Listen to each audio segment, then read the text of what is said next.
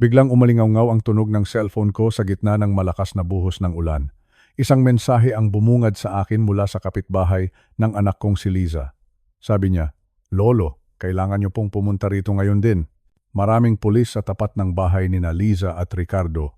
Hindi ako nag-atubili. Agad kong kinuha ang susi ng aking lumang sasakyan at ang isang itim na sobre na matagal ko nang itinatago sa ilalim ng aking kama. Akala siguro ni Ricardo ay kontrolado niya ang lahat dahil sa kanyang pagiging diktador at mayabang. Pero ang hindi niya alam, bago pumanaw ang asawa kong si Corazon, may iniwan kaming plano para protektahan ang aming anak. Isang plano na magpapabagsak sa kanya sa isang iglap. Pagliko ko sa kanto, sumalubong sa akin ang nakakasilaw na pulang ilaw ng mga patrol car. Rinig na rinig ang malakas na kalabog ng pinto at ang humihikbing boses ni Liza. Nakita ko si Ricardo na pilit na pinipigilan ng 3 pulis habang nakaposas ang kanyang mga kamay. Nagkakagulo ang mga kapitbahay at puno ng takot ang paligid. Ano nga ba ang nadiskubre ng mga awtoridad sa loob ng bahay na iyon na tuluyang sumira sa pagkatao ni Ricardo? Ibabahagi ko sa inyo ang bawat detalye ng gabing iyon. Pero bago ang lahat, maaari niyo bang sabihin sa akin kung taga saang probinsya kayo? Mahilig din ba kayong uminom ng mainit na kape habang nakikinig ng mga kwento ng buhay? Ang lakas ng buhos ng ulan. Parang itinatapon ang timba-timbang tubig mula sa langit dito sa kalsada. Sa bawat hampas ng wiper ng aking lumang sasakyan, pilit kong inaaninag ang daan. Ngunit kahit anong bilis ng galaw nito, swish, swish, swish. Parang wala ring nangyayari. Malabo ang lahat. Parang ang mundong ginagalawan ko ngayon, puno ng kalituhan at kaba. Dito sa loob ng kotse, tanging ang tunog lang ng makina at ang lagitik ng ulan sa bubong ang naririnig ko. Malamig, napakalamig ng hangin dahil sa bagyong ito. Ngunit mas malamig ang pakiramdam sa loob ng aking dibdib. May kung anong mabigat na nakadagan sa akin. Isang masamang kutob na hindi ko maipaliwanag. Napatingin ako sa passenger seat. Nandoon ang isang balot ng merienda na binili ko kanina. May mainit pa sanang pandesal doon at paboritong ensaymada ng aking apo na si Angelo. May dala rin akong maliit na laruang kotseng gawa sa kahoy. Gustong-gusto ni Angelo ang mga ganitong klasing laruan. Sabi ko sa sarili ko kanina, matutuwa ang batang iyon kapag nakita niya ako. Pero ngayon, habang binabaybay ko ang madilim na kalsada patungo sa bahay nila, parang ang layo-layo ng distansya, kinuha ko ang aking cellphone. Pang-10 beses ko na itong sinubukang tawagan si Liza. Ngunit wala pa ring sumasagot. Ang tanging naririnig ko lang ay ang mahabang beep, beep, beep, at pagkatapos ay mapuputol ang linya. "Liza, anak, nasaan ka na ba? Bakit hindi mo sinasagot ang tawag ng iyong tatay?" Sa mga sandaling ito, hindi ko mapigilang maalala ang aking yumaong asawa, si Corazon. Kung buhay pa sana si Corazon, sigurado akong siya ang unang-unang magpapakalma sa akin. Naririnig ko pa ang malambing niyang boses sa aking isipan.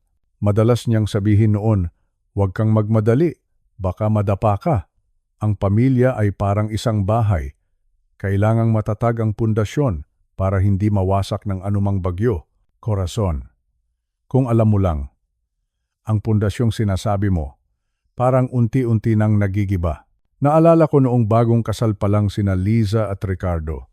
Noong una, akala ko ay mabuting tao si Ricardo. Mukha siyang masipag, magalang at maasikaso.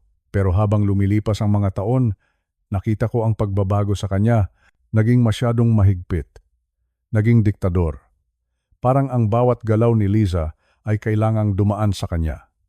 Ang perang kinikita ni Liza bilang guro, kailangang iabot lahat sa kanya. Kahit ang simpleng pagbisita ko sa kanila, kailangang may permiso muna niya. Minsan, narinig ko siyang sumisigaw. Sabi niya kay Liza, "Ako ang lalaki dito. Ako ang dapat sundin." Noong oras na iyon, gusto kong sumugod at pagsabihan siya. Pero pinigilan ako ni Liza. Sabi niya, "Tatay, hayaan mo na po. Mapapagod din iyan. Ayaw ko lang ng gulo." Ayaw ng gulo.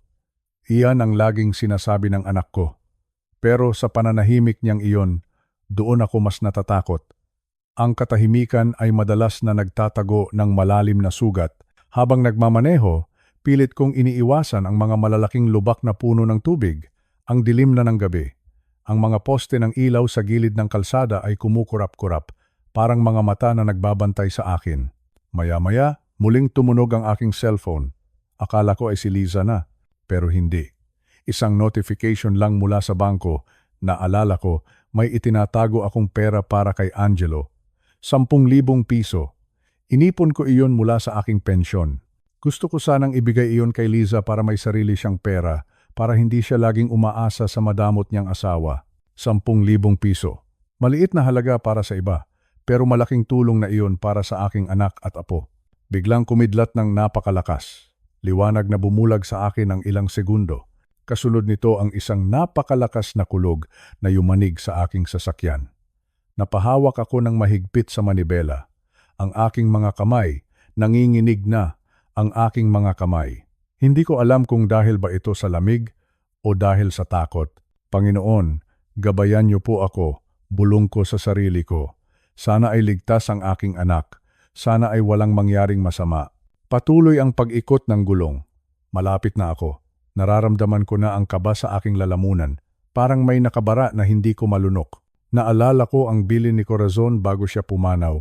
Sabi niya, "Huwag mong pababayaan ang ating anak, kahit anong mangyari." Iyon ang pangakong pinanghahawakan ko ngayon. Iyon ang nagbibigay sa akin ng lakas para ituloy ang pagmamaneho sa gitna ng ganito kadelikadong panahon. Kahit matanda na ako, kahit mahina na ang aking mga tuhod, gagawin ko ang lahat para sa kanila. Habang papalapit ako sa subdivision ni Liza, nakita ko ang mga asul at pulang ilaw na nagre-reflect sa basang kalsada. Sirena. Naririnig ko na ang mga sirena ng pulis, lalo akong binalot ng takot. Ang mensahe ng kapitbahay. Ang hindi pagsagot ni Liza sa telepono. Ang mga sirena. Lahat ng ito ay parang mga piraso ng puzzle na unti-unting nabubuo sa aking isipan. At ang nabubuo nitong larawan ay isang trahedya. Bakit may pulis? May nangyari ba kay Ricardo? O baka naman, wag naman sana. Baka may nangyari kay Liza? Hinigpitan ko ang hawak sa manibela. Binilisan ko ng kaunti ang takbo ng sasakyan. Wala na akong pakialam kung tumalsik ang tubig sa gilid. Kailangan kong makarating doon. Kailangan kong makita ang anak ko. Liza, Angelo, sandali na lang. Narito na si Lolo. Darating na si Tatay. Sa bawat patak ng ulan, parang boses ni Corazon ang naririnig ko. Sinasabi niya sa akin na magpakatatag ako, na hindi ako dapat sumuko dahil sa gabing ito, sa gitna ng bagyong ito, ako ang magiging sandigan ng aking pamilya. Kahit anong dumi ng laro ni Ricardo, kahit gaano pa siya katuso, hinding-hindi ko hahayaang masaktan niya ang aking mga mahal sa buhay. Hindi ako susuko, hindi ngayon, kailanman. Dahan-dahan. Pumasok na ako sa gate ng kanilang subdivision. Ang gwardya ay hindi na ako tinanong, marahil dahil nakita niya ang aking pagkabalisa. Dire-diretso ako. Sa dulo ng kalsadang ito, nandoon ang bahay nila. Ang bahay na dapat ay puno ng pagmamahal, pero ngayon ay tila naging isang kulungan. Huminga ako ng malalim.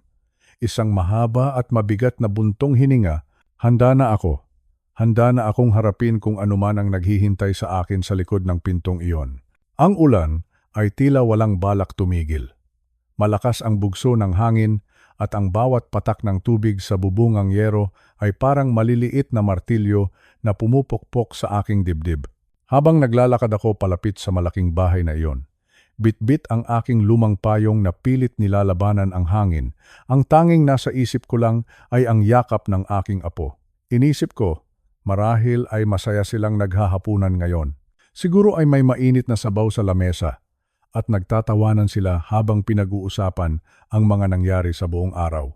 Iyan ang pangarap ko para kay Angelo, ang makitang masaya at ligtas sa piling ng kaniyang sariling pamilya.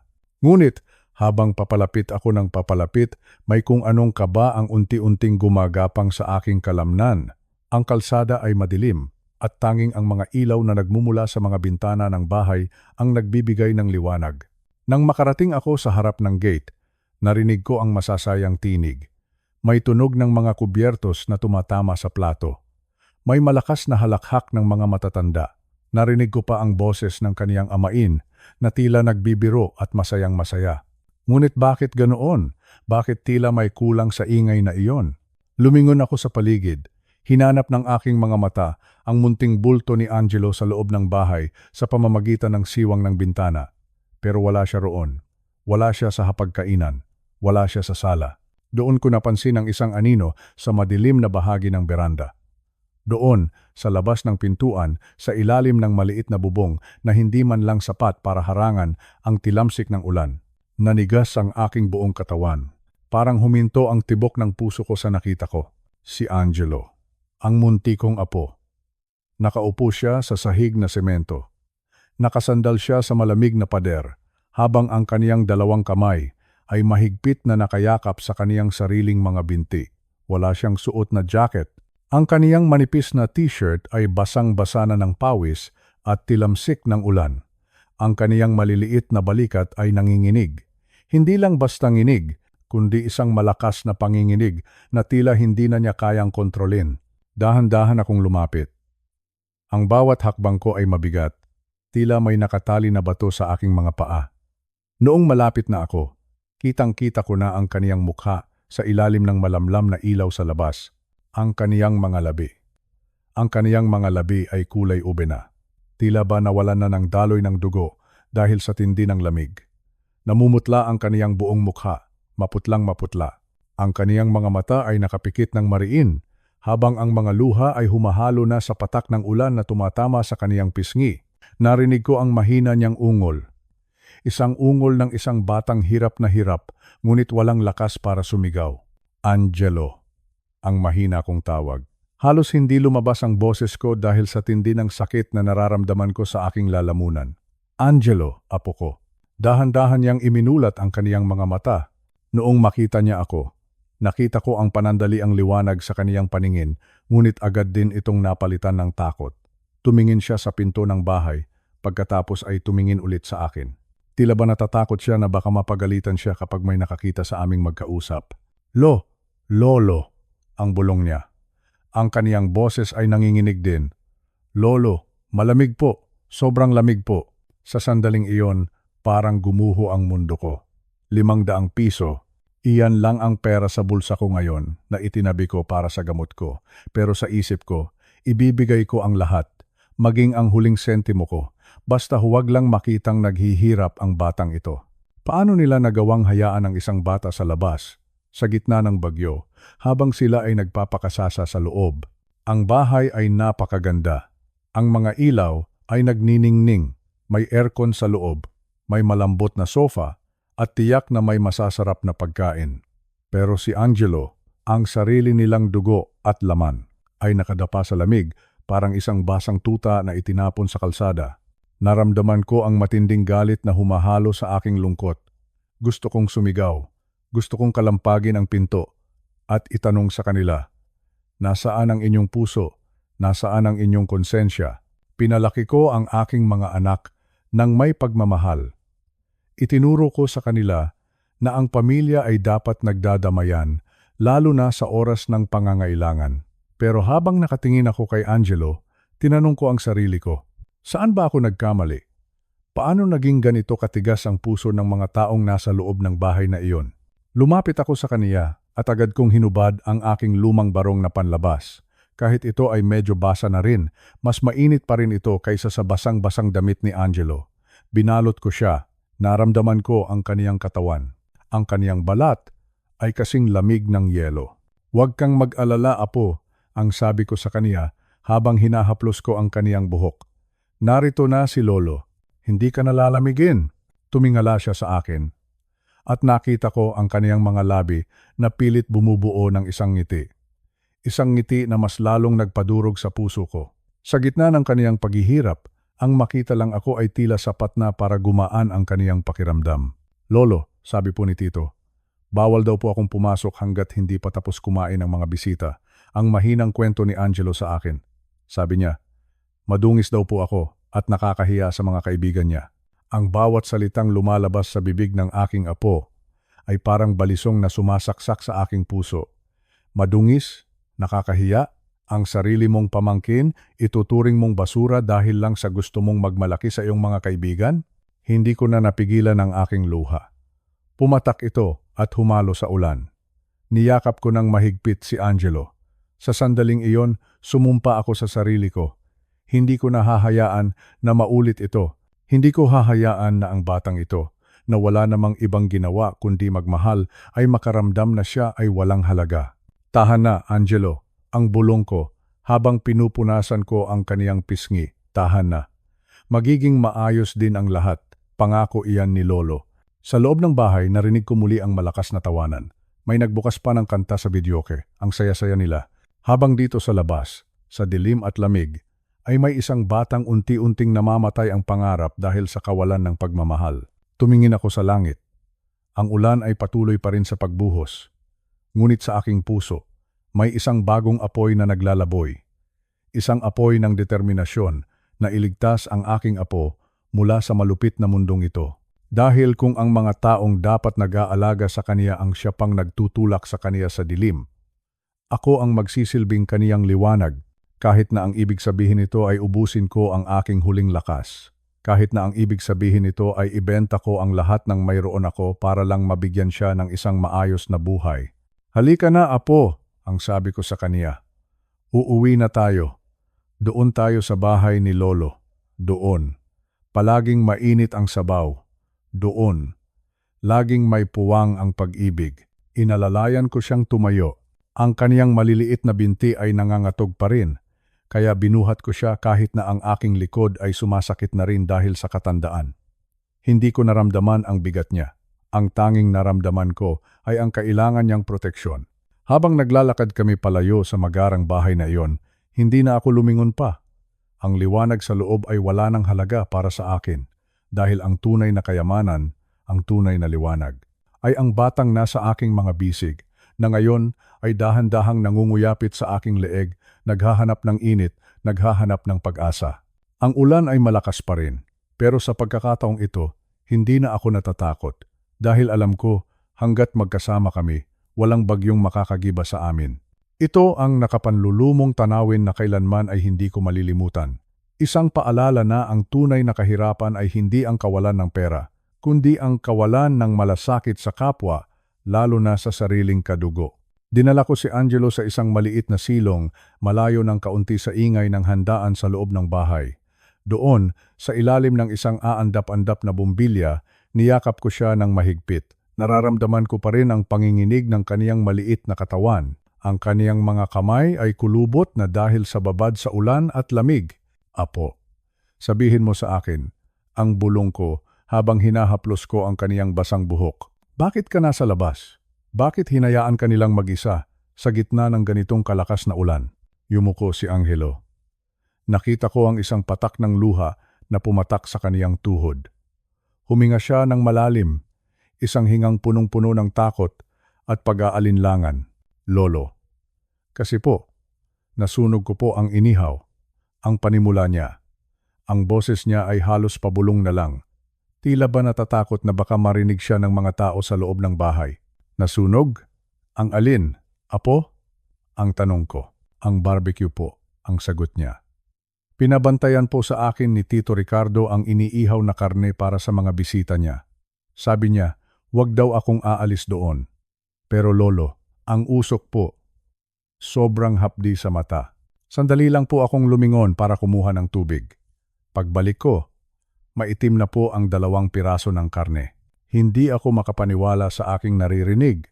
2 piraso ng karne? Dahil lang doon? Tapos, ano ang ginawa niya, Angelo? Ang tanong ko, habang nararamdaman ko ang unti-unting pag-init ng aking ulo, nagalit po siya ng sobra, lolo, ang kwento ni Angelo. Sinigawan niya ako sa harap ng mga kaibigan niya. Sabi niya, wala daw akong silbi. Sabi niya, kailangan ko daw matutunan kung ano ang ibig sabihin ng responsibilidad. Responsibilidad. Iyon po ang sabi niya, responsibilidad.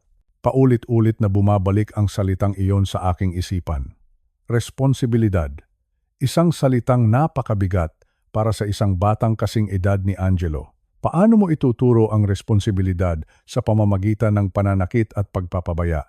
Ikinuwento ni Angelo na pagkatapos siyang saktan sa salita, hinila siya ni Ricardo palabas ng pinto. Tinulak siya sa beranda, sa gitna ng bumubuhos na ulan. Sabi po ni Tito, huwag daw akong papasok hanggat hindi natatapos ang party ang patuloy ni Angelo. 4 na oras na po ako doon, Lolo. 4 na oras. Binilang ko po ang bawat kidlat sa langit para hindi ako matakot. Pero sobrang lamig po talaga. Akala ko po, wala nang darating para sunduin ako. 4 na oras.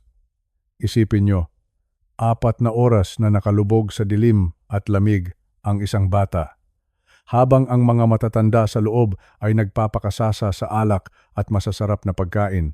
Habang sila ay nagtatawanan sa ilalim ng tuyo at mainit na bubong, ang puso ko ay parang pinipiga. Hindi ko lubos maisip na ang isang tao ay kayang gawin iyon sa isang munting bata. Ngunit may mas masakit pa sa kwento ni Angelo. Isang katotohanan na mas matalas pa sa kahit anong patalim. Angelo, ang nanay mo? Ang tanong ko. Ang boses ko ay nanginginig na rin, hindi dahil sa lamig kundi dahil sa matinding lungkot. Nasaan ang nanay mo habang ginagawa ito ni Ricardo? Dito na humagulgol si Angelo. Ang kaniyang maliit na balikat ay niyanig ng matinding iyak. Nandoon lang po siya, Lolo, ang sagot niya sa gitna ng kaniyang paghikbi. Nakita niya po noong ilabas ako ni Tito Ricardo, nakatingin lang po siya sa akin sa bintana kanina. Pero wala po siyang sinabi.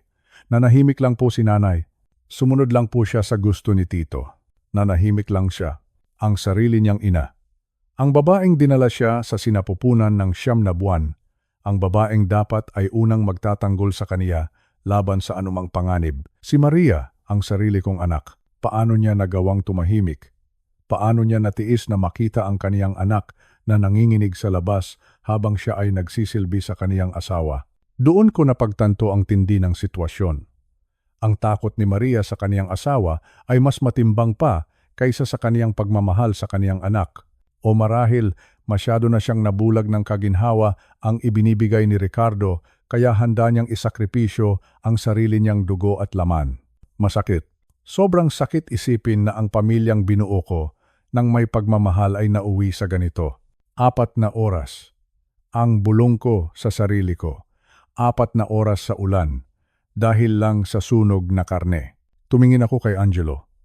Ang kaniyang mga mata ay pagod na pagod na. Ang kaniyang balat ay maputla pa rin. Sa Pilipinas, ang pagpapalaki sa bata ay madalas na may kasamang disiplina, pero ang disiplina ay hindi dapat pagmamalupit. Ang disiplina ay itinuturo ng may pag-ibig, hindi sa pamamagitan ng paglalagay sa buhay ng isang bata sa panganib. Lolo, huwag po kayong magagalit kay nanay. Ang pakiusap ni Angelo sa akin, kita mo ang batang ito. Sa kabila ng lahat, ang nanay pa rin niya ang iniisip niya. Natatakot din po siguro siya kay Tito Ricardo. Marami po kasing pera si Tito. Siya po ang nagbabayad ng lahat ng gastusin namin. Pera. Iyon na naman ang dahilan. Dahil ba sa pera, may karapatan na silang tapakan ang pagkatao ng isang bata? Dahil ba kayo ang nagbibigay ng pagkain sa lamesa, pagmamay-ari niyo na ang buhay at kaluluwa ng mga taong nakadepende sa inyo? Huminga ako ng malalim. Hinawakan ko ang 2 pisngi ni Angelo at tinitigan siya ng diretso sa mga mata. Makinig ka sa akin, Angelo, ang sabi ko ng may determinasyon. Hinding-hindi na ito mauulit. Hindi na. Hindi ka na babalik sa ulan. Hindi ka na manginginig sa labas habang ang iba ay nagsasaya. Sa aking isip, bumubuo na ako ng plano. Kahit wala akong gaanong pera, kahit ang tanging maibibigay ko lang ay ang aking maliit na pensyon at ang bunga ng aking mga pananim sa probinsya. Hinding-hindi ko hahayaan na manatili siya sa pamamahay na iyon. Ang 500 piso sa bulsa ko. Parang naging simbolo ito ng aking laban. Maliit lang ito, oo. Pero ito ang simula ng pag-alis namin dito. Hindi pwedeng ganito na lang habang buhay. Lolo, aalis na ba tayo? Ang tanong ni Angelo. Oo, apo, ang sagot ko. Aalis na tayo. Ngayon din, tumayo ako at inalalayan si Angelo. Sa mga oras na iyon, ramdam ko ang bigat ng kaniyang bawat hakbang. Ramdam ko ang pagod ng kaniyang puso. Ang parusang ibinigay ni Ricardo ay hindi lang sugat sa balat, kundi isang malalim na sugat sa kaniyang murang isipan. Isang sugat na baka bitbitin niya habang buhay kung hindi ko siya ilalayo ngayon. Habang naglalakad kami palayo sa berandang iyon, narinig ko ang huling halakhak mula sa loob ng bahay. Isang halakhak na puno ng yabang at kawalan ng pakiramdam. Tumingin ako sa madilim na langit. Salamat sa ulan, dahil itinago nito ang aking mga luha. Salamat sa ulan, dahil ito ang nagdala sa akin dito para iligtas ang aking apo. Hindi ko kailangan ng magarang bahay. Hindi ko kailangan ng masasarap na pagkain kung ang kapalit naman nito ay ang kaligtasan ng aking mahal sa buhay. Ang tanging kailangan namin ay isang lugar kung saan ang bata ay ituturing na tao, kung saan ang pagkakamali ay itinatama ng may yakap, hindi sa pamamagitan ng pagtatapon sa labas ng bahay. Magpakatatag ka, Angelo. Ang bulong ko sa kaniya habang binabagtas namin ang maputik na daan. Narito si Lolo, walang susuko. Dahil sa gabing ito, hindi lang kami lumalakad palayo sa isang malupit na parusa. Lumalakad kami patungo sa isang bagong bukas.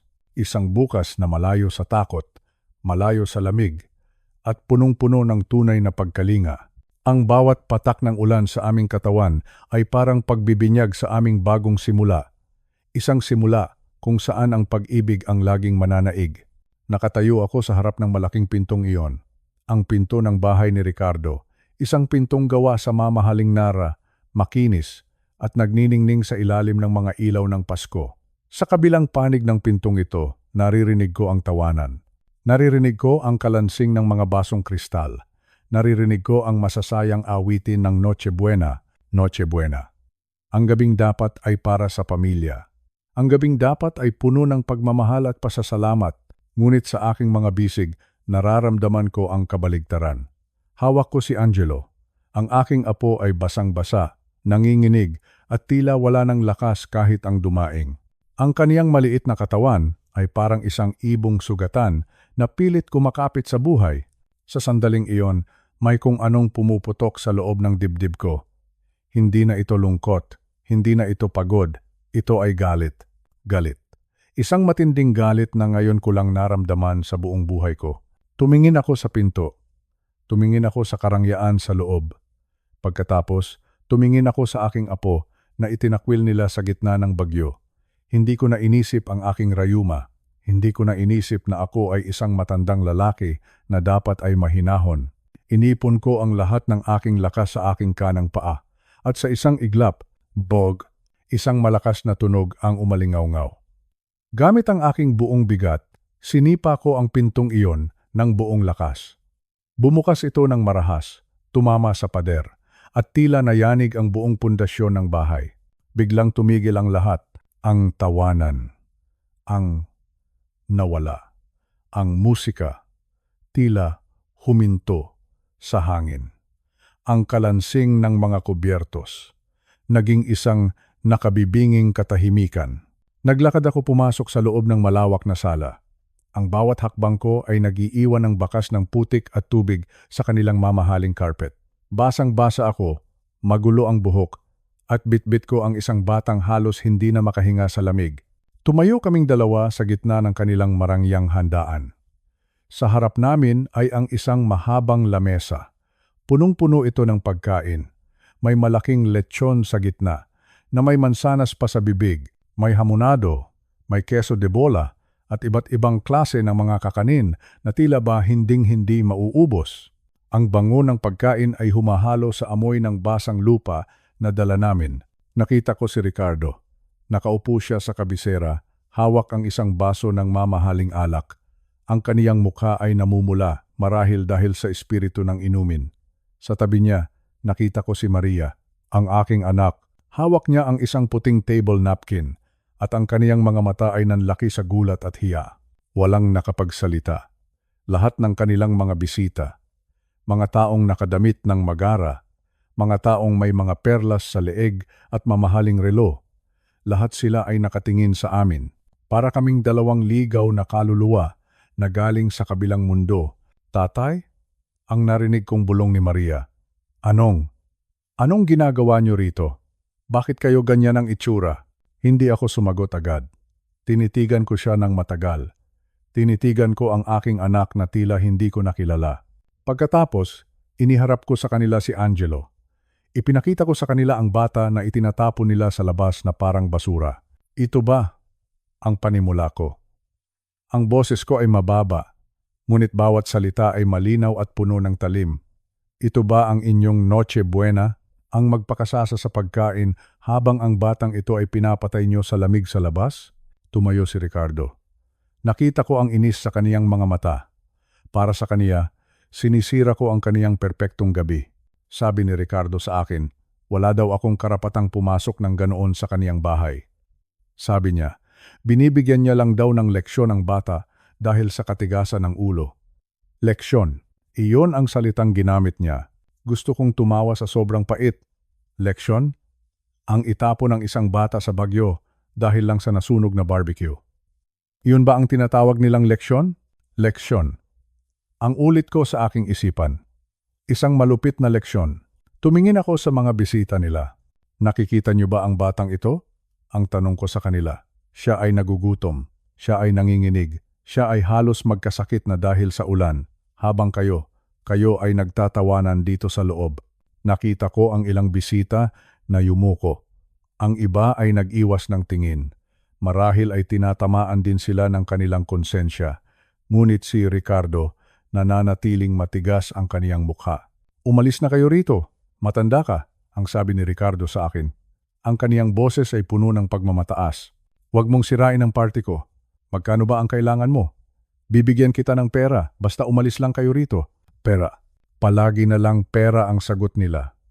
Akala nila, ang lahat ng sugat ay kayang hilumin ng ilang libong piso.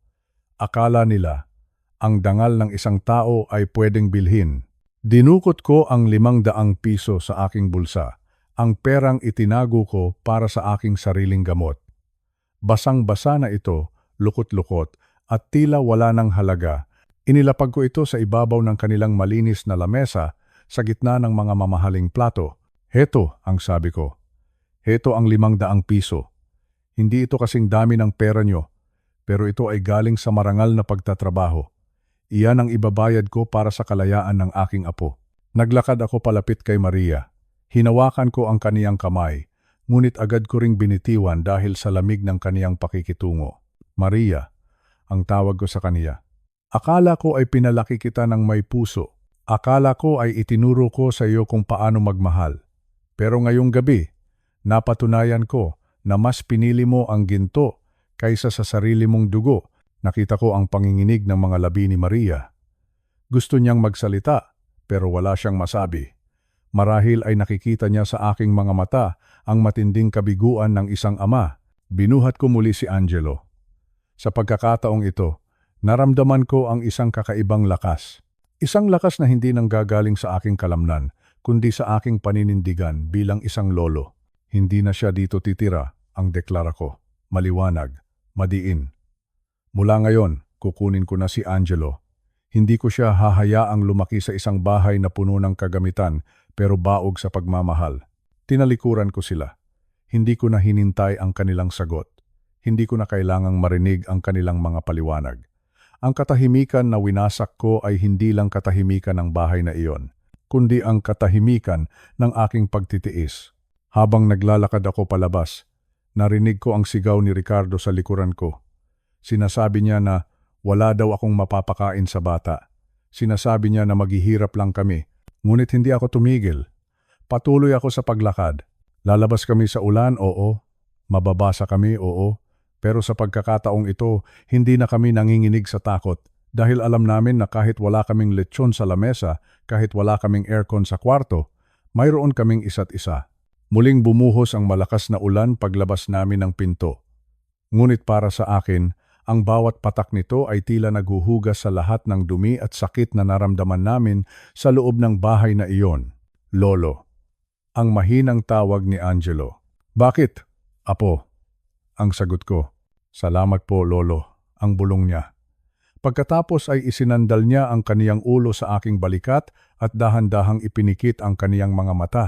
Sa gitna ng kadiliman ng gabi, sa gitna ng bagyo sa labas ng mansyon, doon ko natagpuan ang tunay na diwa ng Pasko. Hindi ito matatagpuan sa mga handaan. Hindi ito matatagpuan sa mamahaling regalo. Ang tunay na Pasko ay nasa bawat hakbang ng isang lolo na handang itaya ang lahat para sa kaniyang apo. Ang tunay na Pasko ay ang lakas ng loob na wasakin ang katahimikan upang ipaglaban ang tama. Nagpatuloy kami sa paglalakad, papalayo sa mga ilaw, papalayo sa kasinungalingan, patungo sa isang lugar kung saan ang tunay na init ay nagmumula sa puso at hindi sa makapal na kumot o mamahaling bahay. At sa gabing iyon, ang aming Noche Buena ay nagsimula sa isang simpleng panalangin ng pasasalamat habang kami ay naglalakad sa ilalim ng ulan. Isang panalangin para sa bagong simula, isang simula na malayo sa kalupitan, isang simula na puno ng pag-asa. Tumayo ako ng matuwid sa gitna ng sala, kahit na ang aking mga tuhod ay tila nanginginig sa pagod at galit. Hawak ko pa rin si Angelo. Ang kaniyang maliit na mukha ay nakabaon sa aking dibdib, pilit nagtatago mula sa malupit na tingin ng kaniyang amain. Ang katahimikan sa loob ng bahay ay tila isang mabigat na kumot na nakabalot sa aming lahat. Isang katahimikan na nakabibingi. Isang katahimikan na puno ng itinatagong dumi. Tumingin sa akin si Ricardo. Inayos niya ang kaniyang mamahaling polo. Na tila ba ang ayos ng kaniyang pananamit ay sapat na para itago ang kaniyang masamang ugali. Humakbang siya ng dahan-dahan palapit sa akin. May ngisi sa kaniyang mga labi. Isang ngisi na puno ng panghahamak, sabi ni Ricardo sa akin. Masyado ko lang daw pinapalaki ang gulo, sabi niya. Sa bahay na ito, siya ang nagtatakda ng mga alituntunin. Sabi niya, bilang amain ni Angelo, may karapatan daw siyang magdisiplina. Disiplina. Iyan ang salitang paulit-ulit na lumalabas sa kaniyang bibig. Disiplina. Isang magandang salita na ginagamit niya para itago ang kaniyang kalupitan. Sa kaniyang isipan, ang pagpapaupo sa isang bata sa ilalim ng bagyo sa loob ng 4 na oras ay isang paraan lang ng pagtuturo. Disiplina, ang tanong ko sa kaniya. Ang boses ko ay mababa pero ramdam ang talim. Ricardo, alam mo ba ang ibig sabihin ng salitang iyon? Ang disiplina ay itinuturo ng may paggabay. Ang disiplina ay ibinibigay upang itama ang mali. Pero ang ginawa mo kay Angelo, hindi iyan disiplina. Ang ginawa mo ay pagmamalupit. Lalong lumawak ang ngisi ni Ricardo. Tumingin siya sa kaniyang mga bisita na tila ba humihingi ng suporta. Sinabi niya sa kanila na ang mga matatanda raw na katulad ko ay masyadong malambot. Sabi niya, kaya daw lumalaking suwail ang mga bata ngayon ay dahil sa mga katulad ko na laging kumukonsinti. Sabi pa niya, dahil siya ang nagpapakain kay Angelo, siya ang may-ari ng buhay ng bata. Doon ako lalong naghimagsik. Nagpapakain? Ang ulit ko. Ricardo, ang pagkain sa lamesa ay hindi lisensya para saktan ang damdamin at katawan ng isang bata. Ang perang ginagastos mo para sa lechon na iyan, ang perang ginamit mo para sa alak na hawak mo. Wala kaming pakialam doon. Hindi mababayaran ng kahit ilang libong piso ang takot na itinanim mo sa puso ng apo ko. Tumingin ako sa aking anak, kay Maria. Nakatayo siya sa tabi ng isang mamahaling plorera. Nakayuko siya. Ang kaniyang mga kamay ay mahigpit na nakahawak sa kaniyang sariling siko. Nakikita ko ang kaniyang panginginig. Nakikita ko ang kaniyang takot. Maria, ang tawag ko sa kaniya. Magsalita ka. Sabihin mo sa asawa mo na mali ang ginagawa niya. Ina ka, Maria. Ikaw ang dapat na naging kuta ni Angelo laban sa ganitong uri ng tao. Ngunit nanatiling tahimik si Maria. Tumingala siya sa akin at nakita ko ang kaniyang mga mata na puno ng luha. Sinabi niya sa akin, sa pamamagitan ng kaniyang pabulong na boses, na wala raw siyang magagawa.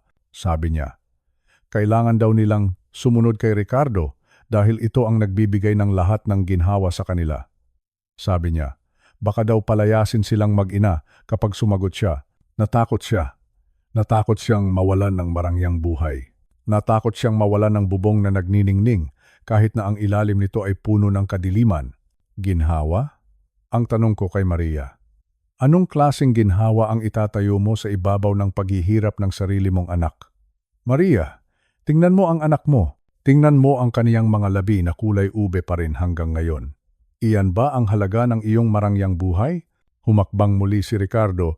Sa pagkakataong ito mas malapit na siya. Amoy na amoy ko ang alak sa kaniyang hininga. Itinuro niya ako gamit ang kaniyang daliri. Sinabihan niya ako na huwag daw akong makialam sa pamilya niya. Sabi niya, ako raw ay isang matandang walang pera at walang kapangyarihan.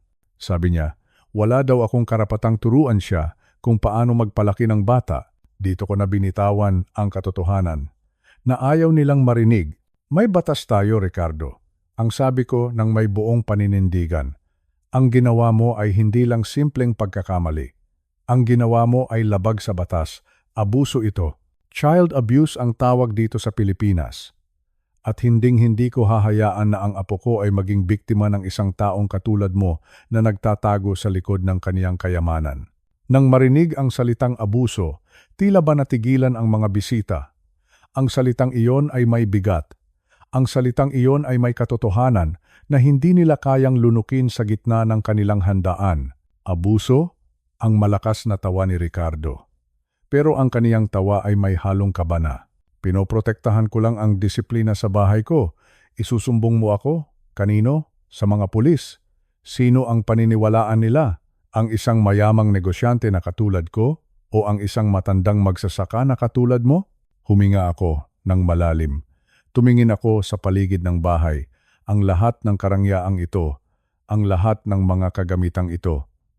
Wala itong halaga kung ang pundasyon ay kawalan ng malasakit.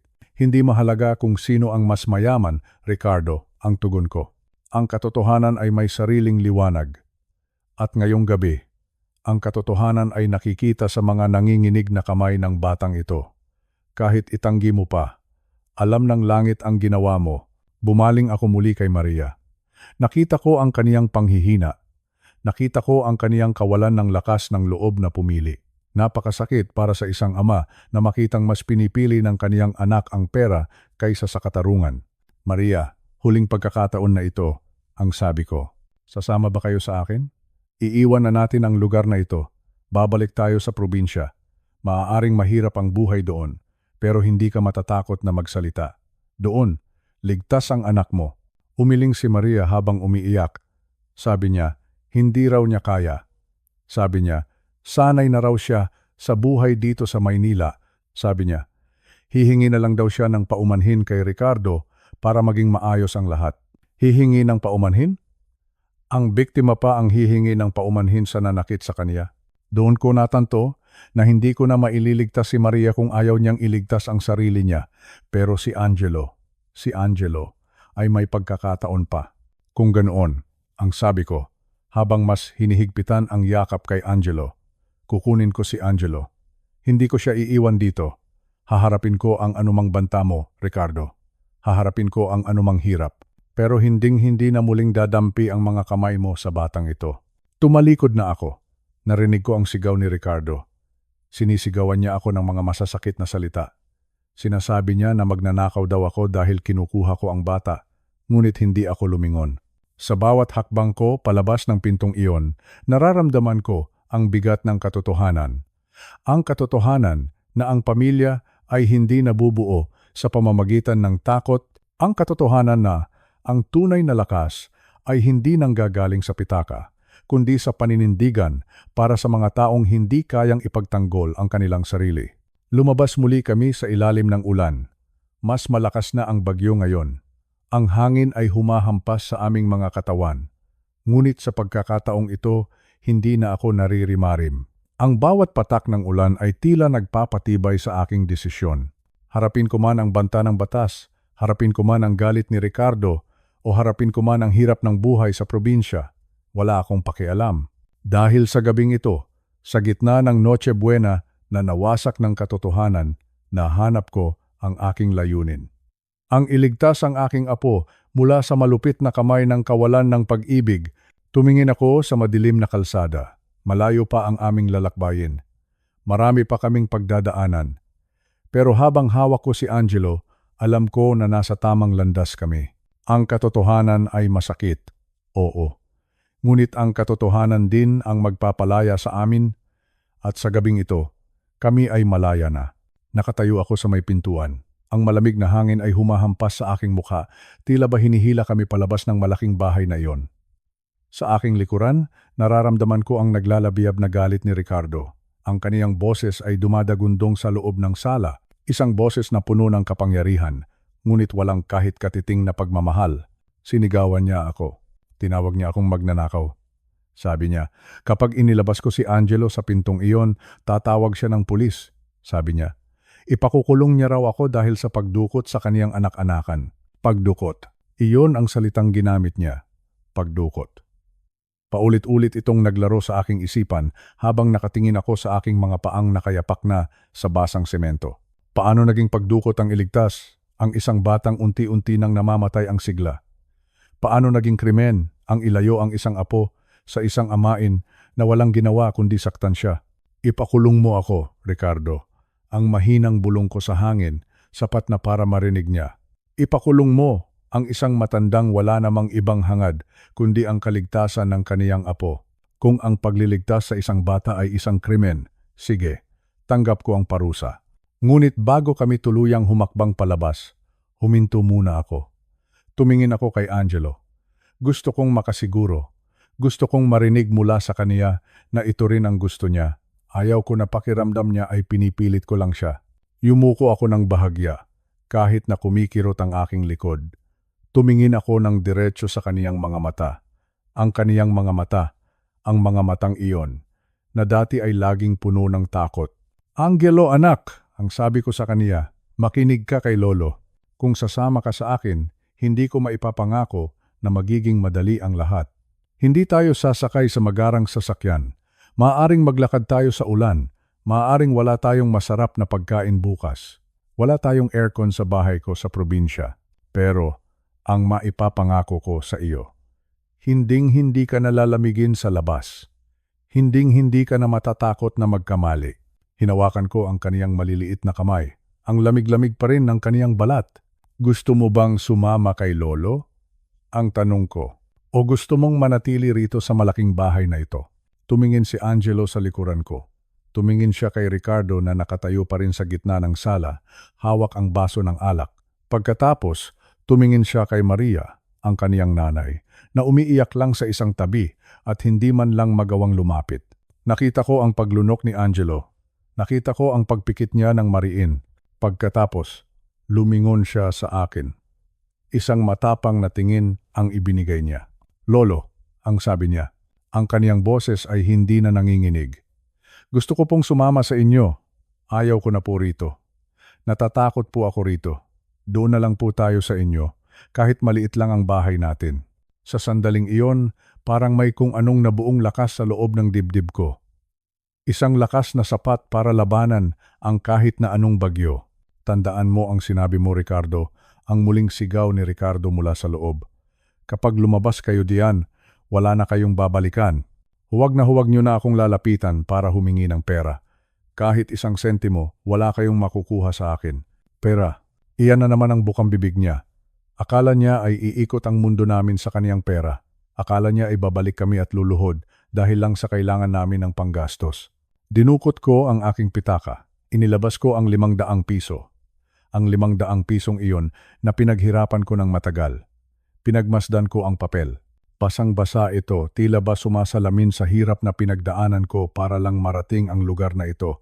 Hindi namin kailangan ang pera mo, Ricardo, ang sigaw ko habang tuluyan na kaming humahakbang palabas ng gate. Ang pera ay nauubos, ang kayamanan ay nawawala, pero ang pagmamahal ang malasakit sa kapwa. Iyan ang hindi mo kailanman mabibili. Tuluyan na kaming lumabas sa impernong bahay na iyon. Ang tawag ko sa bahay na iyon ay imperno. Isang magandang kulungan. Isang lugar na nagniningning sa labas, pero nabubulok sa loob. Naglakad kami sa gitna ng dilim. Ang bawat hakbang namin sa maputik na kalsada ay tila isang tagumpay. Ramdam ko ang bigat ng ulan sa aking katawan, pero sa loob ng puso ko may isang mainit na apoy na hindi kayang patayin ng kahit anong bagyo. Hindi na ako lumingon pa. Ayaw ko nang makita ang mga ilaw ng mansyong iyon. Para sa akin, ang liwanag na iyon ay panlilinlang lamang. Lolo, saan po tayo pupunta? Ang tanong ni Angelo habang nakasilong kami sa ilalim ng aking lumang payong na pilit na binabaka ang hangin. Pupunta tayo sa Terminal Apo, ang sagot ko. Sasakay tayo ng bus pauwi sa probinsya. Doon ay ligtas tayo. Inisip ko ang biyahe. Alam ko, mahaba ang biyahe. Alam ko, kulang ang pera ko para sa isang komportabling upuan. Baka sa dulo lang kami ng bus makaupo. Baka magtiis kami sa gutom sa daan. Pero kahit ano pa ang mangyari, mas pipiliin ko na ang maghirap sa kalsada kaysa hayaan ang aking apo na magdusa sa kamay ng mga taong walang puso. Ang 500 piso sa bulsa ko. Ito ang magsisilbing tulay namin patungo sa kaligtasan. Ito ang aming pamasahe. Ito ang aming pagkain para sa gabing ito. Tumingin ako sa langit. Ang ulan ay hindi pa rin tumitigil, ngunit ang hangin ay tila naging banayad na sa aming balat. Apo, huwag kang bibitiw. Ang sabi ko kay Angelo habang mahigpit kong hinahawakan ang kaniyang kamay. Hanggat kasama mo si Lolo, walang mangyayaring masama sa iyo. Pangako iyan. Ngumiti si Angelo sa akin. Isang tunay na ngiti. Hindi na ito ang ngiting pilit. Hindi na ito ang ngiting puno ng lungkot. Ito ay isang ngiti ng isang batang nahanap na muli ang kaniyang tahanan. At ang tahanang iyon ay hindi isang gusali. Ang tahanang iyon ay hindi yari sa semento at bakal. Ang kaniyang tahanan ay ang mga bisig ng kaniyang lolo. Patuloy kaming naglakad sa madilim na kalsada ng Maynila. Ang mga sasakyan ay bumubusina sa aming paligid. Ang mga ilaw ng lungsod ay nakasisilaw, ngunit sa aming puso may isang direksyon na kailanman ay hindi kami maliligaw. Pauwi. Pauwi sa lugar kung saan ang tao ay pinapahalagahan. Pauwi sa lugar kung saan ang bata ay hinahayaang maging bata. Pauwi sa kaligtasan. Ang pagpili sa kaligtasan ay hindi laging madali. Minsan, kailangan nating iwan ang lahat ng material na bagay para lang makuha ang kapayapaan ng loob. At sa gabing ito, iyon ang ginawa namin. Ipinagpalit namin ang malambot na kama sa isang malamig na upuan sa terminal.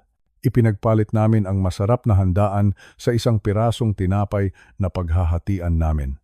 Pero habang tinitingnan ko si Angelo na mahimbing nang nakasandal sa aking balikat habang naghihintay kami ng bus, alam ko sa buong pagkatao ko na ito ang pinakamagandang desisyon na ginawa ko sa aking 70 taon dito sa mundo.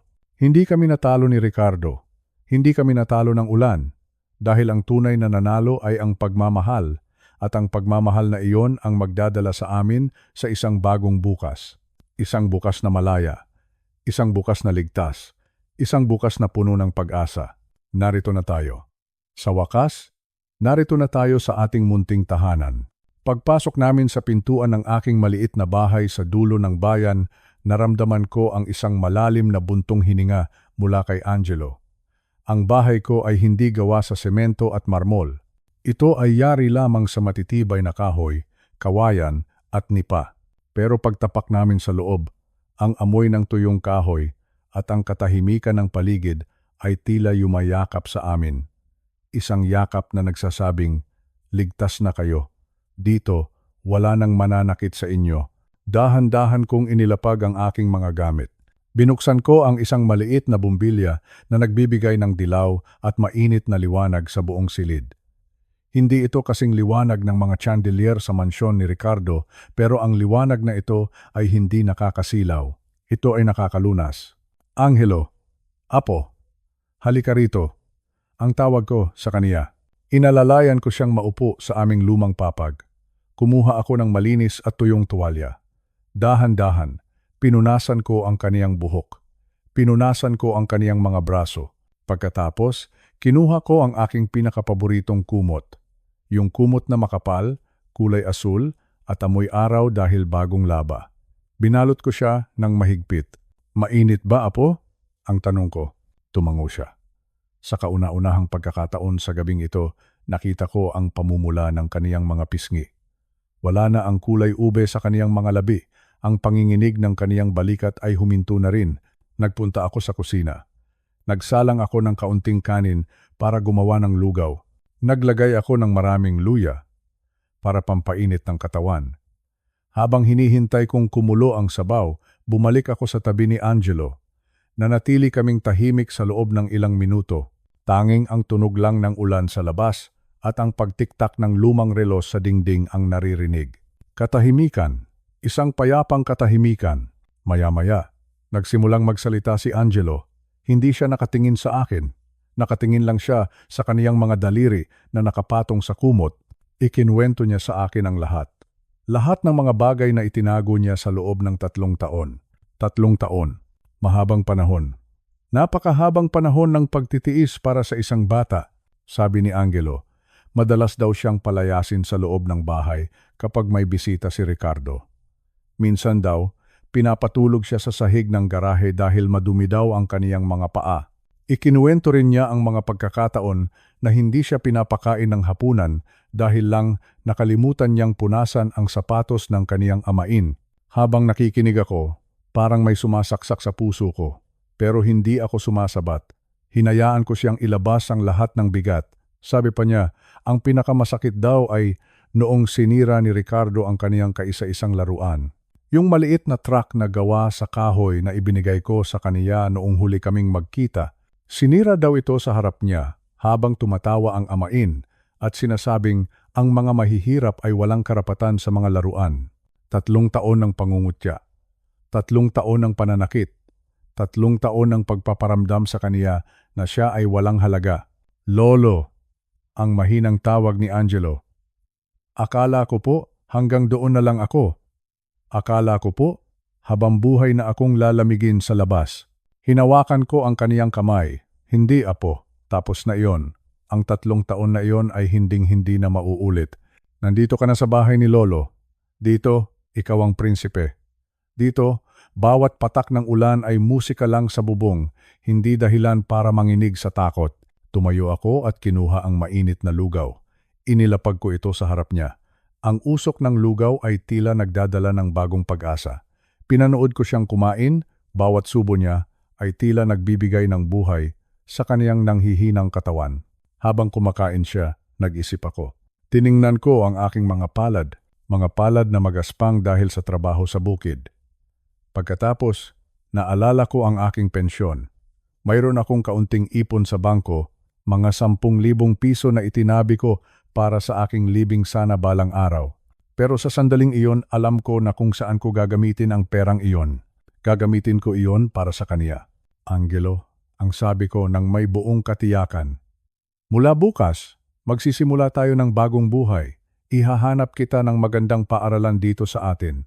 Yung paaralan na may mababait na guro. Yung paaralan na hindi ka ituturing na iba. Tumingala siya sa akin, may bakas ng gulat sa kaniyang mga mata. Mag-aaral po ako, Lolo. Paano po ang bayad? Sabi po ni Tito Ricardo, napakamahal daw po ng paaralan. Ngumiti ako at hinaplos ang kaniyang ulo. Huwag mong intindihin ang pera, apo. May pensyon si Lolo at may mga pananim pa ako. Sapat na iyon. Ang mahalaga ay makapagtapos ka. Ang mahalaga ay matuto ka para balang araw walang sinuman ang makakatapak sa iyong dangal dahil lang sa ikaw ay mahirap. Mag-aaral ka at magiging matagumpay. Iyan ang aking panata. Nakita ko ang isang maliit na ngiti sa kaniyang mga labi. Isang ngiti na abot hanggang sa kaniyang mga mata. Isang ngiti ng pag-asa. Pagkatapos kumain, inihanda ko ang kaniyang hihigaan. Inayos ko ang kaniyang unan. Siniguro ko na makapal ang kaniyang kumot. Bago ko pinatay ang ilaw, naupo muna ako sa tabi niya. Matulog ka na nang mahimbing, Angelo, ang bulong ko. Wala nang sisigaw sa iyo. Wala nang magpapalaya sa iyo sa ulan. Bukas, paggising mo, may mainit na pandesal at kape tayo sa lamesa. At pagkatapos, mamamasyal tayo sa bukid. Salamat po, Lolo, ang sabi niya. Ang kaniyang boses ay inaantok na, pero puno ng pasasalamat. Mahal na mahal ko po kayo. Mahal na mahal din kita, apo, ang sagot ko. Pinatay ko ang ilaw at lumabas ako sa beranda. Naupo ako sa aking lumang tumba-tumba. Pinakinggan ko ang huni ng mga kuliglig sa paligid. Ang hangin ay sariwa, ang langit ay dahan-dahang nagliliwanag dahil sa papalapit na umaga. Napagtanto ko na sa aking edad na 70, akala ko ay tapos na ang aking misyon sa mundo. Akala ko ay hihintayin ko na lang ang aking huling sandali. Pero mali ako. Binigyan ako ng Diyos ng isang bagong dahilan para gumising araw-araw. Binigyan niya ako ng isang batang kailangan ng kalinga, kailangan ng pag-ibig, at kailangan ng proteksyon. Hindi man ako mayaman gaya ni Ricardo, mayaman naman ako sa malasakit. At sa gabing ito, napatunayan ko na ang tunay na kayamanan ay hindi nasusukat sa laki ng bahay, kundi sa laki ng pusong handang tumulong sa nangangailangan. Ito na ang aming bagong kanlungan. Isang munting kubo na puno ng pangarap, isang tahanan kung saan ang bawat isa ay mahalaga. Pikit mata kong naramdaman ang kapayapaan. Sa loob ng bahay, Mahimbing na natutulog ang aking apo. At dito sa labas, nakatingin ako sa abot tanaw, handang harapin ang bagong umaga. Isang bagong umaga, isang bagong simula, isang bagong pag-asa.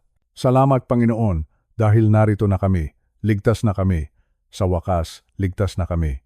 Tahimik ang hapon sa aming munting barangay. Ang tanging naririnig ko lang ay ang huni ng mga kuliglig at ang marahang pagduyan ko sa aking apo na si Angelo sa aming papag. Ngunit sa kaibuturan ng aking puso, may kaba akong nararamdaman. Isang bigat sa dibdib na tila nagbabadya ng isang malakas na bagyo. Hindi nga ako nagkamali. Isang puting sasakyan ang huminto sa tapat ng aming bakod. Alabok ang sumalubong sa hangin at kasabay nito ang pagbaba ng isang lalaking matagal ko nang kinatatakutan para sa aking pamilya. Si Ricardo. Ngunit sa pagkakataong ito, hindi siya nag-iisa. May kasama siyang 2 pulis na nakauniforme. Lumabas ako ng pinto, bitbit ang aking tungkod at ang natitirang tapang sa aking matandang katawan. Ang aking tuhod ay nangangatog, hindi dahil sa takot para sa sarili ko, kundi dahil sa takot para sa bata na nasa loob ng bahay. Ilabas mo ang anak ko, sigaw ni Ricardo. Ang boses niya ay puno ng galit, isang boses na tila nananakal. Nandito ang mga awtoridad. Wala kang karapatang itago si Angelo sa akin. Ako ang ama. Tiningnan ko ang mga pulis. Nakita ko sa kanilang mga mata ang pag-aalinlangan, ngunit kailangan nilang gawin ang kanilang tungkulin dahil sa daladalang papel ni Ricardo. Sinabi ni Ricardo na nagbayad siya ng mahigit 50,000 piso, 50,000 piso para sa mga abogado at papeles para lang bawiin ang bata. Para sa kanya, ang anak niya ay parang isang ari-arian na pwedeng bilhin ng pera. Sarge, wika ko sa mas nakatatandang pulis, alam niyo pong hindi kami masamang tao rito, ang bata. Ang bata ay natatakot. Sa gitna ng aming pagtatalo, bumukas ang pinto ng bahay. Akala ko ay si Angelo ang lalabas, ngunit si Liza pala ang aking anak. Ang nanay ni Angelo, maputla siya. Tila isang kandilang malapit nang maubos ang mitsa. Ngunit sa kanyang mga mata, may nakita akong bago. Isang liwanag na matagal nang nawala. Lumakad si Liza pababa ng hagdan. Bawat hakbang niya ay tila may bigat ng nakaraan. Huminto siya sa harap ni Ricardo. Ang hangin ay tila tumigil sa pag-ihip. Ang lahat ay natahimik. Ricardo, panimula ni Liza. Mahina ang kanyang boses sa simula, ngunit malinaw. Sapat na ang pananakot mo. Tumawa nang mapait si Ricardo. Liza, huwag kang makialam dito. Sumama ka na lang sa akin at iuwi natin ang anak natin. Huwag mong pilitin ang mga pulis na gamitan kayo ng dahas. Umiling si Liza. Dito ko nakita ang kanyang katatagan. Huminga siya ng malalim at sa harap ng mga pulis, itinaas niya ang kanyang manggas. Nakita namin ang mga bakas ng lumang pasa. Pagkatapos, kinuha niya ang kanyang cellphone at nanginginig ang kamay na ipinakita ang ilang mga larawan. Hindi niyo po alam ang nangyayari sa loob ng bahay namin, sabi ni Liza sa mga pulis. Ang kanyang boses ay nagsimulang mabasag, ngunit hindi siya tumigil. Ang perang sinasabi niya, ang 50,000 piso na iyon, galing iyon sa mga ilegal na sugal. Pero hindi iyon ang pinakamasakit. Tumigil siya sandali. Tumingin siya sa akin at nakita ko ang luha sa kanyang mga mata noong isang buwan, si Angelo. Pinalo niya si Angelo dahil lang sa natapon ng bata ang kanyang inumin. Hindi lang isang beses, paulit-ulit. Pinagtataguan namin siya sa ilalim ng kama. Ang anak ko, ang sarili niyang anak, ay nanginginig sa takot kapag naririnig ang tunog ng kanyang sasakyan. Sinungaling, sigaw ni Ricardo. Susugod sana siya kay Liza, pero mabilis siyang hinarang ng isang pulis. Huwag kang gagalaw, babala ng pulis. Ipinagpatuloy ni Liza ang kanyang pagkukuwento. Isinalaysay niya ang bawat gabi na kailangan nilang magtago sa dilim. Ikinuwento niya kung paano siya pinagbabantaan ni Ricardo na papatayin kung magsusumbong siya sa barangay. Ang bawat salita ni Liza ay parang isang patalim na humihiwa sa katahimikan ng hapon. Sarge, may video po ako rito, dagdag pa ni Liza. Noong huling beses na nagwala siya, maririnig niyo po ang boses ni Angelo na nagmamakaawa. Nagmamakaawa ang bata na huwag na siyang saktan. Pinatugtog ni Liza ang video. Kahit ako, na alam ang hirap na dinanas nila, ay hindi napigilang maiyak nang marinig ang munting boses ni Angelo sa recording. Papa, tama na po. Papa, sorry po. Ang boses na iyon ay sapat na para magbago ang ihip ng hangin. Ang pulis na kanina ay tila panig kay Ricardo ay dahan-dahang kinuha ang posas sa kanyang baywang. Ricardo Gutierrez, seryosong sabi ng pulis. Sumama ka sa amin sa presinto. May sapat na basehan kami para sa kasong child abuse at violence against women. Nanlaki ang mga mata ni Ricardo.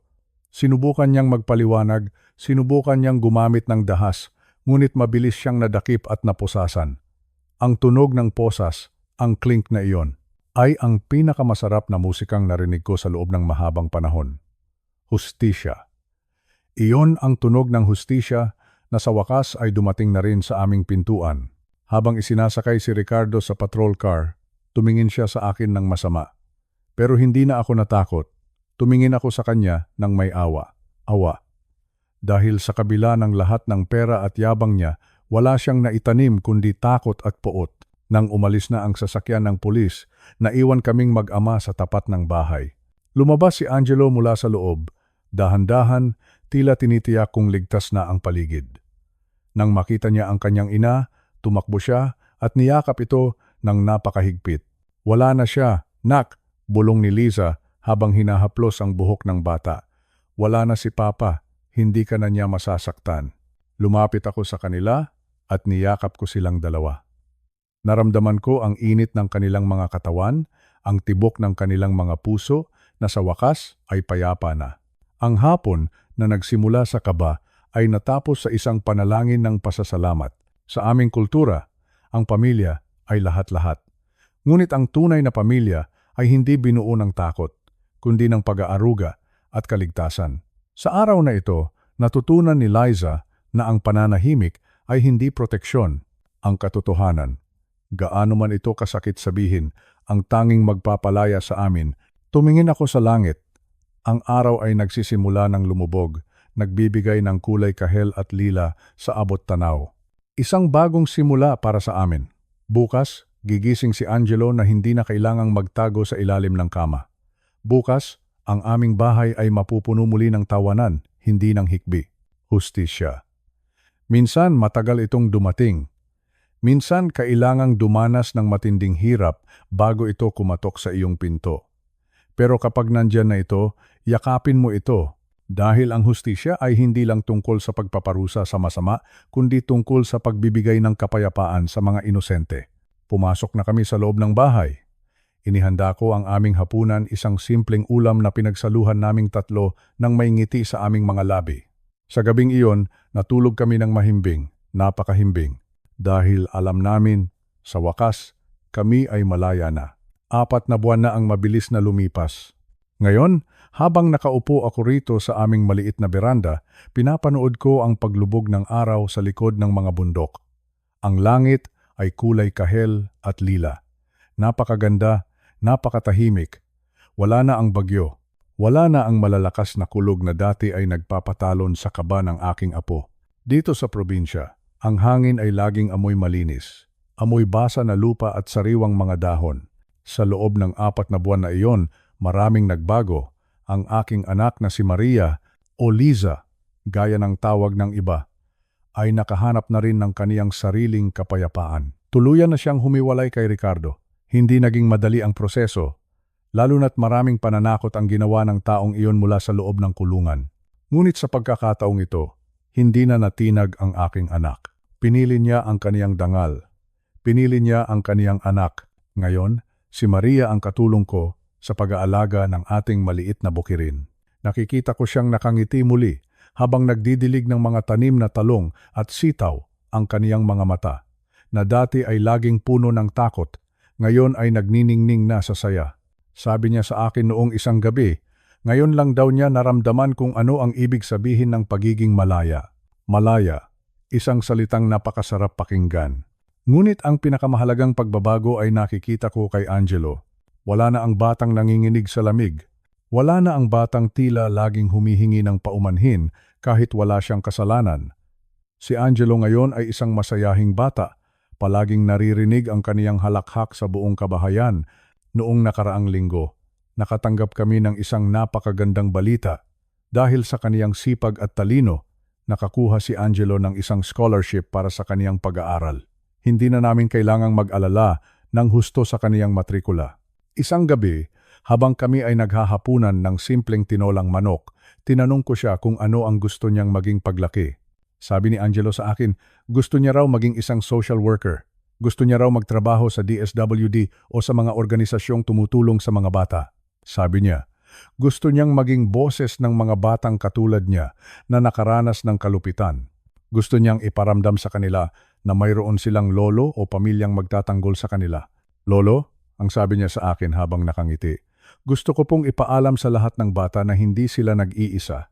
Napaiyak ako sa sinabi niya. Isang iyak ng kagalakan. Naisip ko, ang lahat ng hirap na pinagdaanan namin, ang paglalakad sa ulan, ang pagharap sa galit ni Ricardo, lahat ng iyon ay sulit na. Dahil ang batang dati ay biktima ng karahasan, ngayon ay nais ng maging tagapagligtas ng iba. Ang aming buhay ay simple lamang. Wala kaming malaking telebisyon. Wala kaming mamahaling kotse. Ang 500 piso sa aking pitaka ay madalas na sapat lang para sa aming pang-araw-araw na pangangailangan. Ngunit sa loob ng munting bahay na ito, kami ay napakayaman. Mayaman kami sa pagmamahal. Mayaman kami sa pag-aalaga. Mayaman kami sa katahimikan ng loob. Napatunayan ko na ang tunay na kayamanan ay hindi nasusukat sa dami ng pera sa bangko. Hindi ito nasusukat sa taas ng bakod ng iyong bahay. Ang tunay na kayamanan ay ang makita ang iyong pamilya na nagtatawanan sa harap ng hapagkainan kahit na ang ulam ay simpleng tuyo at kamatis lang. Sa aming mga nakatatanda, madalas nating iniisip kung ano ang maiiwan nating pamana sa ating mga apo. Akala natin lupa o pera ang pinakamahalaga, pero mali tayo. Ang pinakamahalagang pamana ay ang lakas ng loob na tumayo para sa tama.